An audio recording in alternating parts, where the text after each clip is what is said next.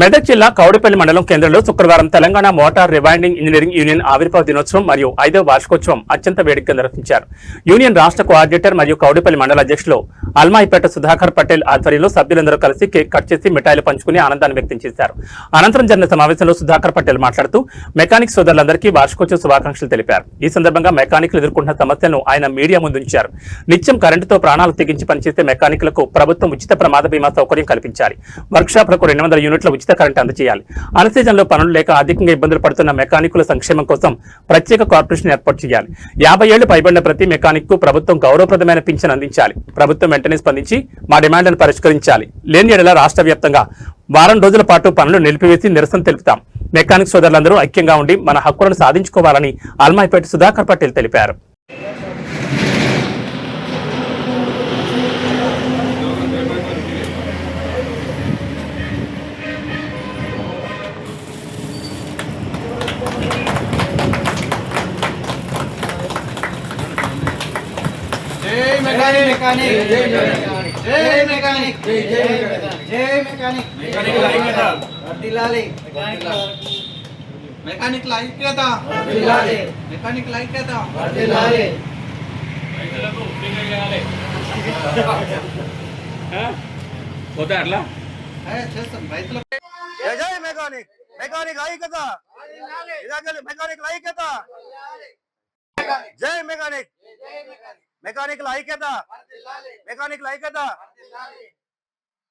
తెలంగాణ రాష్ట్ర motor winding union ఆవిర్భావ దినోత్సవం ఇది 4 సంవత్సరాలు కంప్లీట్ చేసుకొని 5వ సంవత్సరంకు మేము అడుగు పెడుతున్న సందర్భంగా అందరికీ ధన్యవాదాలు.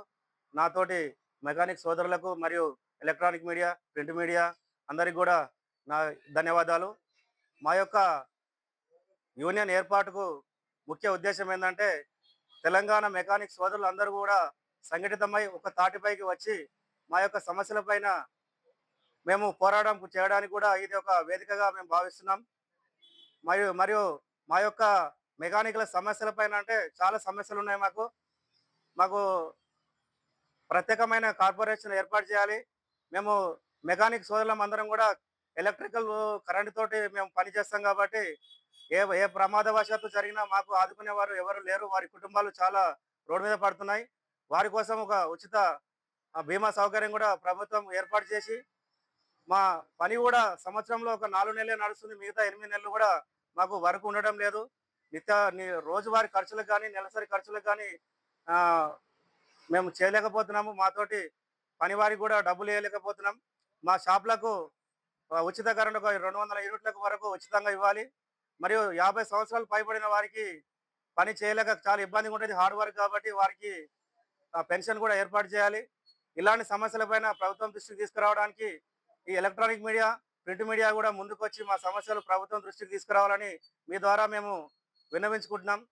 అలాగే మా యొక్క సమస్యలు ప్రభుత్వం తొందరగా కూడా మాకు సమస్యలు క్లియర్ చేయకపోతే మేము ఒక 1 వీక్ హాలిడే కూడా ప్రకటిస్తామని 2 సంవత్సరాల నుంచి అనుకున్నాం. కానీ రైతులకు ఇబ్బంది కలుగుతుంది. వారి పంట పొలాలు ఎండిపోతే వాళ్ళ ఇడికి రైతులు చాలా ప్రాబ్లంలో ఉన్నారు. వాళ్ళకి ఆర్థికంగా కూడా ఇబ్బందులు ఉంటాయి.